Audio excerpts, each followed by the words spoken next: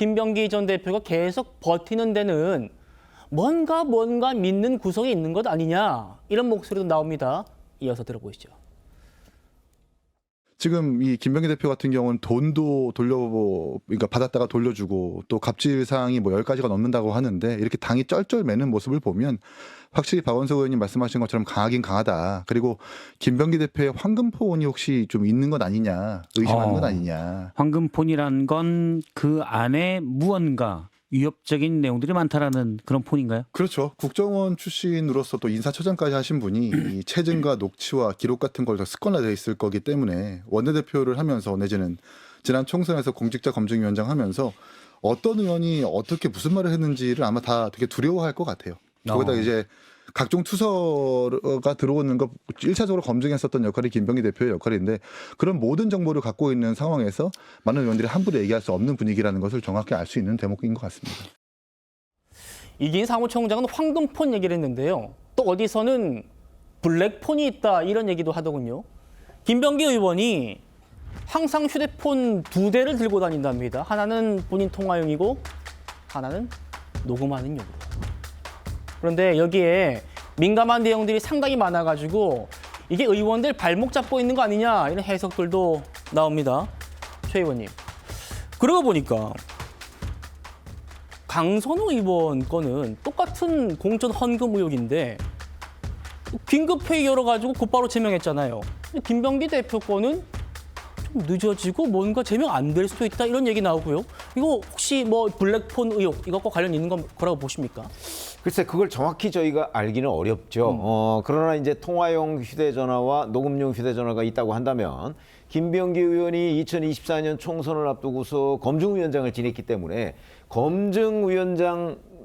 검증위원회에 수많은 그 의혹 제보들이 있을 거 아니겠어요. 예. 그러면 그 의혹을 뭐 검증위원회에서 다 검증할 수는 없지만 상당한 정도로 이게 사실인지 뭐 이런 부분에 관해서는 아마 본인하고도 통화해보고 아니면 그 주변 사람들한테도 물어봤을 가능성. 그래서 완벽하게 검증은 안 됐더라도 어느 정도 윤곽은 잡았을 가능성이 있는데 예. 그런 것들이 만약에 녹음이 돼 있다면 그 하나하나가 굉장한 폭발성을 가지고 있을 것이고 더군다나 그런 부분과 관련해서 당시 이재명 대통령이 당 대표였잖아요. 그러니까 이재명 대통령과 뭐 공유하는 비밀 같은 것도 충분히 있을 수 있다. 우리가 상상으로만 생각한다면. 예. 그럼 이제 그 김병기 의원으로 봐서는 이런 것들 중에 한두 개를 내가 공개하면 아마 버텨낼 수 없을 걸이라는 자신감이 있을 수도 있다고 저는 생각을 해요. 예. 그러나 그런 것들이 기본적인 의혹 단계를 크게 벗어나기는 저는 어려울 거라고 보기 때문에 어제 박수현 수석 대변인이 그렇게 얘기하고 그다음에 비상징계 얘기까지 하는 걸 보면 김병기 의원이 그런 폭로를 못할 것이다라는 확신이 있거나 아니면 설령 폭로를 하더라도 별로 크게 그 당에 문제가 생길 거는 없지 않을까 하는 판단. 예. 뭐 이런 것들이 다 겸해서 지금 압박을 넣고 있는 단계지.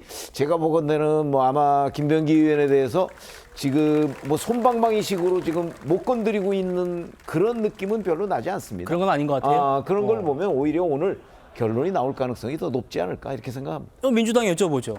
여 대변인님. 강선우 때처럼 빠르게 비상징계하지 않고 당 윤리심판 열어가지고 하고 본인은 뭐 무고 밝히겠다고 하고 이런 모습들이 국민들에 노출되는 게 혹시 김병기 의원이 갖고 있다는 황금폰, 블랙폰을 두려워해서 그런 거냐 민주당이 이런 건 어떻게 생각하십니까? 그러니까 이제 강선우 의원을 짧게 말씀드리면 강선우 의원은 본인이 받았다 어떻게 돌려줘야 되냐 이 녹취가 나왔기 때문에 사실은 정황상 이제 받은 게 맞게 되니까 당에서 이제 비상징계를 한 것이고 김병기 의원은 사실은 뭐 그런 녹취가 없고 일방적인 전직 구의원의 이제 주장만 있지 않습니까? 그렇기 때문에 그 주장만으로 비상징계하기는 약간 좀 상당히 좀 어려움이 있다 이 말씀을 드리고 그런 차이는 있다는 거군요. 예, 좀 차이는 있고요. 그리고 두 번째는 지금 이제 그 우리가 일반적으로 우리가 이해운 후보자 뭐 전화 녹취도 다 나온 만큼 그 이제 전화 통화 녹취 같은 경우에는 사실은 여의도에서 이제 일상화되어 있기 때문에 뭐 전화 황금폰, 블랙폰 이런 게 두려워서 김병기 의원을 징계하지 않거나 약간 좀 무마하는 그런 분위기는 아니다 이런 말씀을 드리겠습니다. 알겠습니다. 지켜보도록 하죠. 오늘 한병도 원내대표는 오늘 중으로 나올 것 같다라고 했는데 한번 보도록 하고요.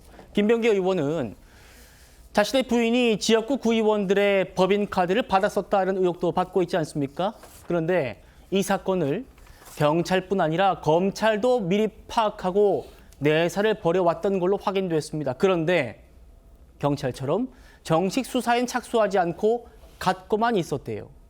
여기서 또 새로 알려진 게 있습니다. 설 변호사님. 네. 김병기 전 대표가 이걸 알고 검찰이 내사 중이라는 걸 알고 증거 인멸을 지시했다는 의혹입니다. 전직 보좌관 얘기입니다.